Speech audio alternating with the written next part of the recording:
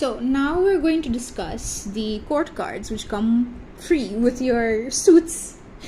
So the court cards are a little bit odd, and I think they were a later addition to the game, into the game of tarot after it was imported into France as a game.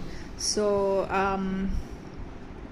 what happens here is every single element has their own set of four court cards, four courtiers. We have your pages, your knights, your queens, and your kings. Some decks will replace the page with the princess, the king with the knight. It's a little bit confusing, but in essence there are these four things. There are these four people. The page usually represents a child or a pre-adolescent. The knight represents someone slightly older, still youthful. The queen represents older feminine. It doesn't have to be a woman, just someone who takes a feminine role. And the king is an older masculine.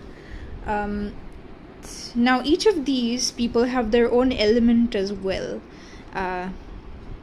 The page is the earth, the knight is air, the queen is water, and the king is fire. So what that basically means is every single one of these courtiers is an element within an element, and that is how you can interpret them. So, for example, the page of wands is the element of earth within fire, like a desert.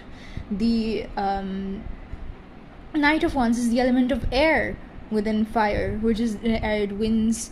The queen of wands is water within fire, which is like an oasis, and the king of wands is fire within fire. So yeah, like that you can that's how this part of it goes. That's how you and that can tell you a few things. For example, the Queen of Cups is someone who is full of emotions, is nowhere near tethered to creativity or to materialness. The King of Pentacles is someone who is the Queen of Pentacles. The Queen of Pentacles is someone who is abundant, because water in earth creates a great abundance, of like plants and such. That's basically how it goes. Each of these court cards also have their own personality, and when they appear in a reading, they can also represent a family member who very much suits that card. So that's also a way of interpreting.